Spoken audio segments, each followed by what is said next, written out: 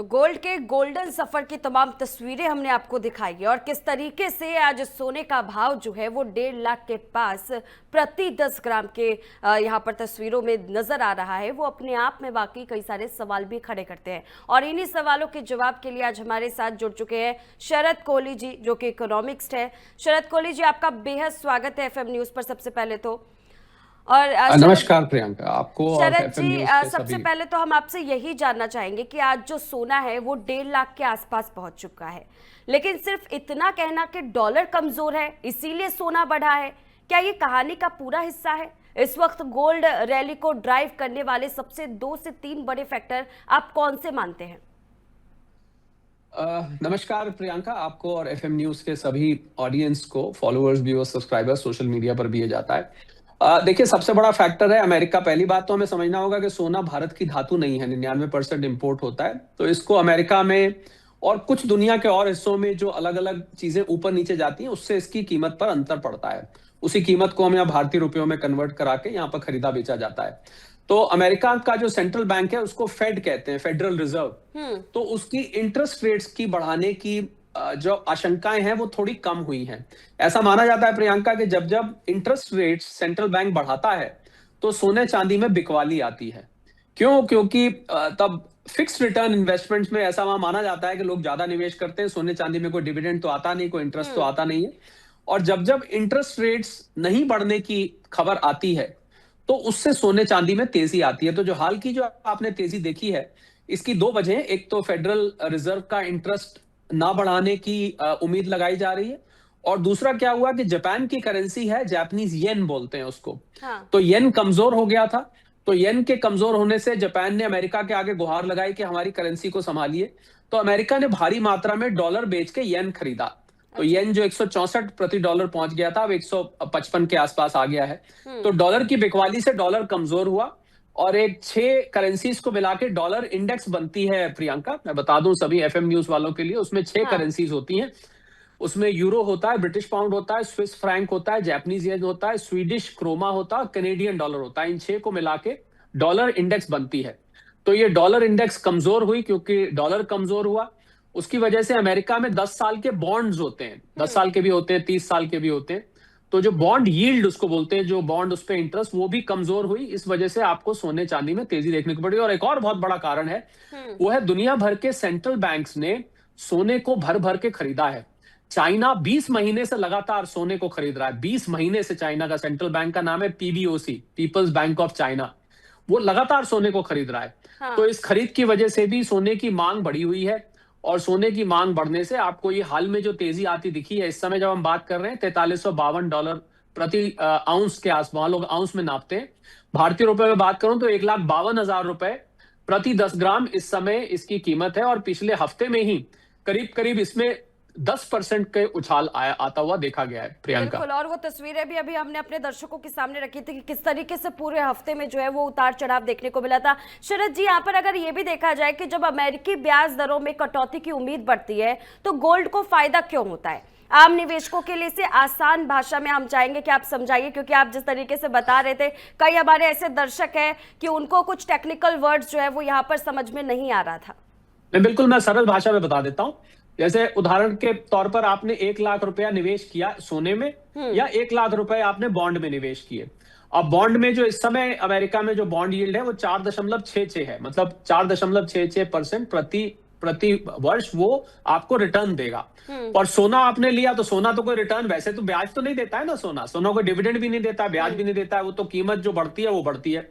तो जब ब्याज दरें बढ़ती हैं तो ऐसा माना जाता है अमेरिका में कि लोग इस सोने से निकाल के पैसा और 4.66 वाली में बॉन्ड्स में लगाते हैं। इस वजह से सोने पर बिकवाली का प्रेशर आता है, और जब जब इंटरेस्ट रेट गिरते हैं तो फिर वहां से निकाल के वापस सोने में लगाते हैं। ऐसा अमेरिका में माना जाता है। एक और कारण यह भी रहा प्रियंका कि अमेरिका में नौकरियां कम लगी। तो बड़ी अजीबोगरीब बात मैं बताने जा रहा हूं आपको। नौकरियां कम लगी तो माना जाता है कि लोगों को तनख्वाह कम मिलेगी। अब तनख्वाह कम मिलेगी तो लोग सामान कम खरीदेंगे, सामान कम खरीदेंगे तो इन्फ्लेशन कम होगा, इन्फ्लेशन कम होगा तो अमेरिका का सेंट्रल बैंक रेट जो है वो नहीं बढ़ाएगा। देखिए, इतनी लंबी चौड़ी कहां से जाके कहां जुड़ता है, ये बड़ी अजीबोगरीब बात है कि नौकरियां ना मिलने की वजह से भी सोना ऊपर जाता है। ये दो चीजों में भी कनेक्शन बन जाता है। ये भी एक कारण रहा प्रियंका, वहां पर इस हाल में जो कीमतें बढ़ी हैं उसका। शरद जी, अगर देखा जाए तो सोने का जो इन्फ्लेशन, सोने को हम एक तरीके से कहते हैं कि ये एक इन्फ्लेशन हेज है, लेकिन जब जी इन्फ्लेशन खुद बहुत ज्यादा ना हो तब भी गोल्ड क्या इतनी ही तेजी के साथ क्यों दिखता रहता है? क्या अब इसकी रैली जो है वो सिर्फ इन्फ्लेशन स्टोरी तक रह गई है? नहीं, खाली इन्फ्लेशन से तो नहीं होती है प्रियंका, बहुत सारी चीजों से होती है। इन्फ्लेशन उनमें से एक फैक्टर्स होते हैं जिसकी वजह से फेडरल रिजर्व रेट नहीं बढ़ाता। मेन तो इंटरेस्ट रेट्स की बात है। पर अभी ये देखते हुए प्रियंका कि अमेरिका में नवंबर में इलेक्शन आ रहे हैं, मिड टर्म पोल्स हैं। राष्ट्रपति ट्रंप तो बने रहेंगे 2028 तक, परंतु उनकी जो रिपब्लिकन पार्टी है और जो दूसरी डेमोक्रेट्स हैं, इनके लिए 2 साल बाद वहां पर इलेक्शन फिर से होते हैं कि इनकी वहां की संसद में मेजोरिटी बनी रहेगी कि नहीं। तो अगर इनकी पार्टी मेजोरिटी चली गई तो इनको इनकी राष्ट्रपति की पावर्स कम हो जाएंगी उससे। तो इसलिए राष्ट्रपति ट्रंप कभी नहीं चाहेंगे कि अमेरिका में महंगाई बढ़ी रहे, तो पूरी कोशिश करेंगे कि आने वाले जो बचे हैं इलेक्शन में 2-3 महीने बचे हैं उसमें ये किसी तरह महंगाई को कम करें। और महंगाई को कम करने के लिए प्रियंका बहुत बड़ा फैक्टर है, वो है कच्चा तेल। कच्चा तेल जो कि ईरान और अमेरिका युद्ध की वजह से एक समय आपको पता होगा 126 तक पहुंच गया था। इस हाँ। समय जब हम बात कर रहे हैं तो $85 के आसपास है। तो कच्चे तेल का भी कम रहना बहुत जरूरी है। तो राष्ट्रपति ट्रंप कोशिश करेंगे कि कच्चे तेल के दाम कम रहे, जिससे महंगाई कम रहे। आम जनता अमेरिका की जो है वो महंगाई से त्रस्त है इस समय। तो खाली इन्फ्लेशन से संबंध नहीं होता है, बहुत सारे फैक्टर्स होते हैं। जैसे मैंने कहा सेंट्रल बैंक्स की बाइंग है, ईटीएफ में लोग कितना हाँ, निवेश कर रहे हैं। इसी पर शरद जी मैं जानना चाहूंगी, जो सेंट्रल बैंक्स की जो गोल्ड बाइंग है वो पिछले कुछ सालों में काफी चर्चा में भी रही है। क्या बड़े केंद्रीय बैंक लगातार सोना खरीद रहे हो तो इससे ग्लोबल गोल्ड प्राइस को एक स्ट्रक्चरल सपोर्ट मिलता है? जी हाँ, बिल्कुल मिलता है। जब किसी चीज की बहुत ज्यादा खरीदारी की जाएगी तो उसको सपोर्ट मिलेगा। पर ज्यादा आप ये भी सवाल मुझसे पूछ सकती हैं कि आखिर सेंट्रल बैंक्स को क्या हो गया है, वो क्यों खरीद रहे हैं? हाँ। उनको क्या कोई सेट बनवाना है? बिल्कुल, अभी उठ ही रहा था वो, मन में मैं पूछना भी चाह रही थी, लेकिन वहीं पर ही मैंने अपने सवाल को रोक दिया था। जी बिल्कुल, तो आप बिल्कुल बताइए। जो उनको कोई झुमके बनवाने हैं या कोई गले का हार बनवाना है या कोई नौलखा हार बनवाना है, जी नहीं, उन्होंने ऐसा कुछ नहीं करना है। उनके खरीदने का कारण है कि उन्होंने आज तक अमेरिका के ट्रेजरी बॉन्ड्स पर अपना भरोसा दिखाया हुआ था। जब से ईरान और रशिया के एसेट्स अमेरिका ने फ्रीज किए हैं, ऐसा समझिए आप बैंक में आपने एफडी की हुई, आप बैंक में एफडी लेने गए तो बैंक वाले ने ठेंगा दिखा दिया कि जाइए हम आपको आपकी एफडी नहीं देते हैं, तो आज से हमारी हो गई। ऐसा ही कुछ अमेरिका ने किया रशिया और ईरान के साथ। तो दुनिया भर के सेंट्रल बैंक्स का भरोसा अब अमेरिका के ट्रेजरी बॉन्ड्स पे से उठ गया। तो उन्होंने क्या किया, उसको बेच करके पिछले 2-3 सालों में भर भर के सोना खरीदा है। और जैसा मैंने कहा, चाइना तो चाइना का बैंक 20 महीने से लगातार सोना खरीद रहा है। उज्बेकिस्तान है, तुर्की है, पोलैंड है, बहुत सारे ऐसे मेरे पास लंबी देशों की लिस्ट है जो बड़े बेहिसाब सोना खरीद रहे हैं।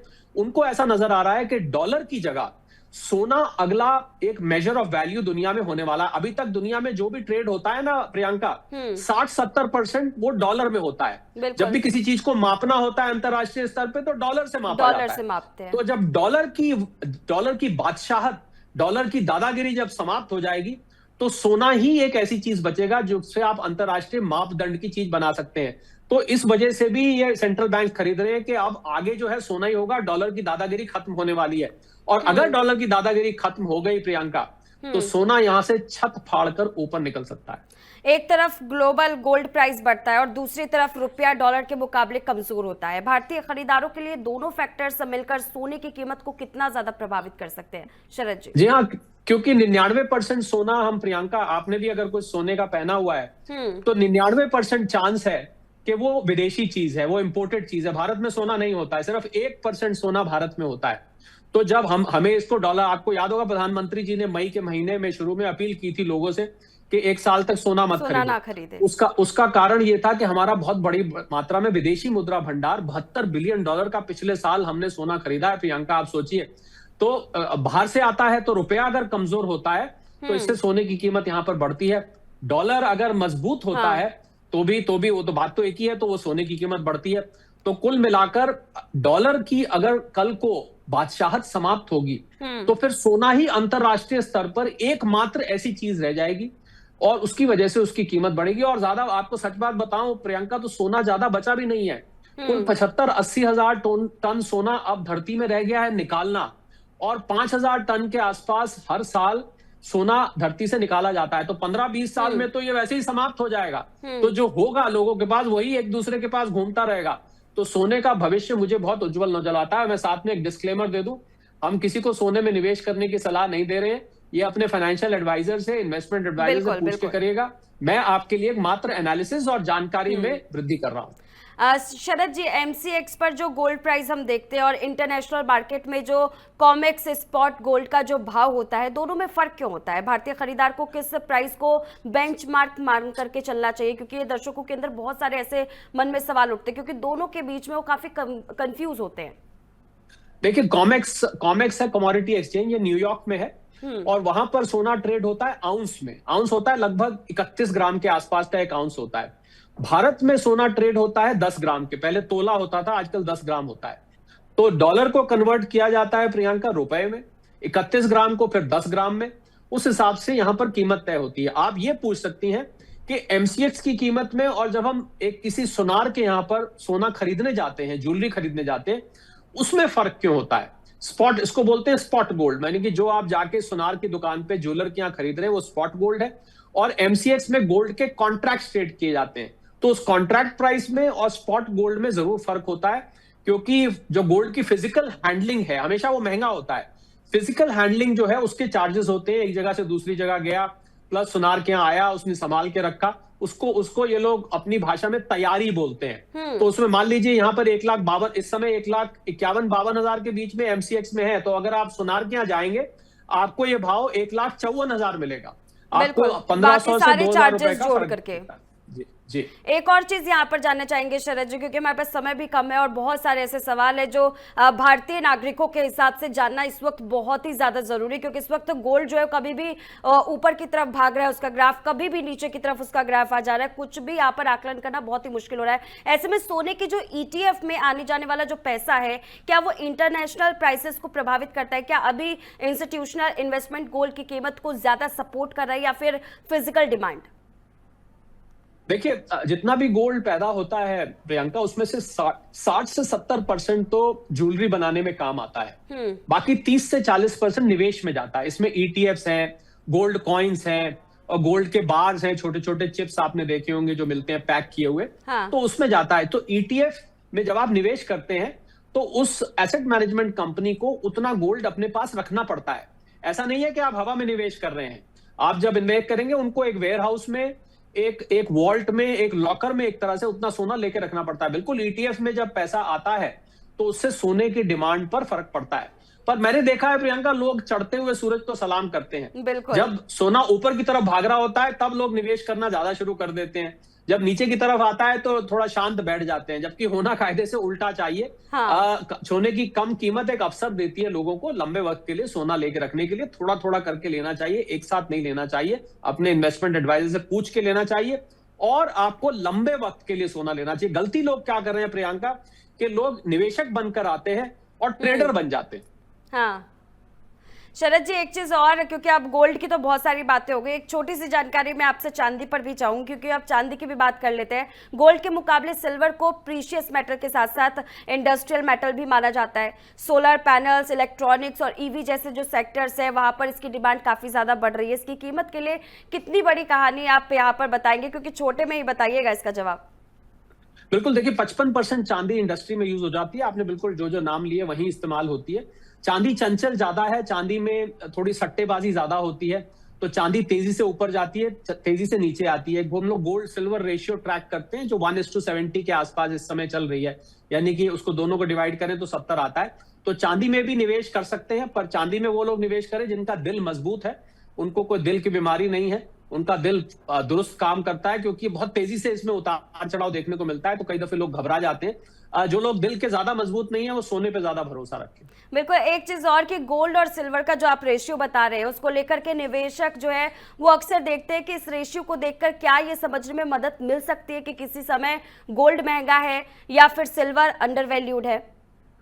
जी हाँ, बिल्कुल ठीक कहा आपने। कभी कभी अंदाजा लग जाता है, इसको हम टेक्निकल एनालिसिस बोलते हैं कि गोल्ड इस समय कहां पर है और चांदी कहां पर है। कभी कभी बिल्कुल ठीक कहा आपने, गोल्ड आगे निकल जाता है, चांदी पीछे रह जाती है। कभी कभी चांदी आगे निकल जाती है, गोल्ड पीछे रह जाता है। पर यह सिलसिला निरंतर चलता रहता है, कोई ठोस मापदंड तो नहीं है ये। मैं ये नहीं कहूंगा कि खाली एक यही मापदंड है कि आप सोना आगे निकल गया तो अब चांदी ले लेनी चाहिए, अब चांदी आगे निकल गई सोना लेना है। और जो फैक्टर जिनके बारे में हमने अभी बात करी प्रियंका, हाँ। उन सब बातों को समावेशी रूप से सामने रख के तब ये निर्णय लेना चाहिए कि इस समय सोना सस्ता है या चांदी सस्ती है, सोना महंगा है या चांदी महंगी है। शरद जी, एक चीज और कि एक आम भारतीयों को छोड़िए, अगर आप खुद आज अपने पैसे से गोल्ड खरीदने वाले हैं तो क्या आप करंट लेवल पर पूरा पैसा एक साथ लगाएंगे या स्टैगर्ड बाइंग करेंगे या करेक्शन का इंतजार करेंगे? देखिए, जब आप स्टैगर्ड बाइंग करते हैं प्रियंका, मैं क्या करूंगा ये तो मैं अपने दिल के करीब रखूंगा, बाकी मैं लोगों के लिए सलाह दे देता हूं। देखिए, स्टैगर्ड बाइंग जब आप करते हैं तो आपने जो कहा ना कि जब करेक्शन होती है तो स्टैगर्ड बाइंग का यही फायदा है। इसको SIP बोलते हैं। ये systematic investment plan mutual fund वाला नहीं है। इसको सिस्टमैटिक इन्वेस्टमेंट प्लान एक तरीका है निवेश करने का। मैंने इसका नया नाम रखा है सबर इन्वेस्टमेंट प्लान। तो क्या करें, आप थोड़ा थोड़ा करके जब आप लेते हैं तो उसमें करेक्शन वाली प्राइस भी अपने आप आ जाती है, क्योंकि कभी ना कभी ऊपर जाता है, कभी नीचे जाता है, कभी आप ऊपर पे लेंगे, कभी नीचे पे लेंगे, कभी कम ऊपर पे लेंगे, कभी कम नीचे पे लेंगे, वगैरह वगैरह। तो मुझे लग रहा है staggered way is the best way to invest in gold. सबसे अच्छा तरीका है स्टैगर्ड वे। एक साथ सारा पैसा नहीं लगाना चाहिए। और सबसे बड़ा मंत्र क्या है कि सोने को लेके सो जाइए। सोना लंबे वक्त रखने के लिए है। सोना रोज रोज दिन में 3 बार रेट मत चेक करिए। सोना रोज रोज खरीदने बेचने की चीज नहीं है। ये बहुत ही अहम बात मैं बताना चाहता था।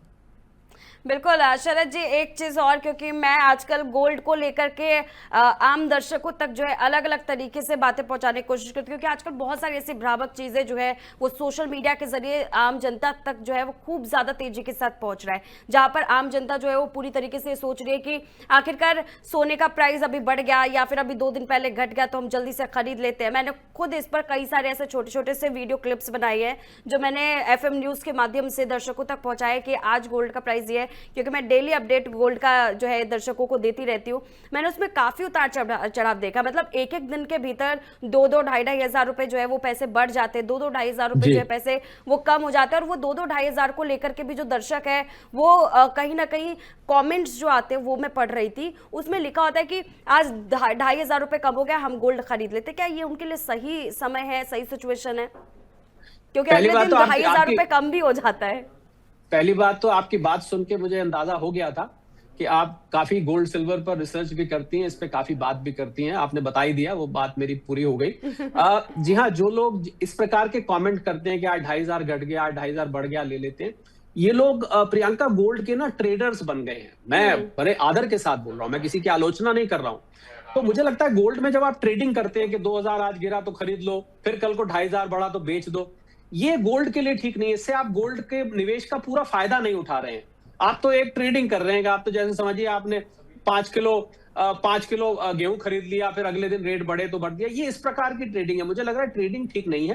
गोल्ड रखने की चीज है। और असल में लोगों को पिछले 1-2 साल में ना रोज रोज रेट चेक करने की आदत पड़ गई। तो जब आप बार बार रेट चेक करते हैं तो आप बेचने के लिए मजबूर हो जाते हैं। पूरा प्रॉफिट नहीं लेके जाते हैं, या आप घाटे में बेच देते हैं, या बराबर की कीमत पे बेच देते हैं। बिल्कुल आपने ठीक कहा। आपके कमेंट भी बिल्कुल ठीक पड़े। ऐसे ही कमेंट आते हैं जी नहीं इसको लेके। और मैं आपको पीरियड बता देता हूं कब तक रखनी चाहिए। 2 से 5 साल का नजरिया आप अगर गोल्ड पे लेके चलेंगे तो आपको गोल्ड जैसे स्वयं चमकता है, आपको भी चमका के जाएगा, ऐसा मुझे लगता है।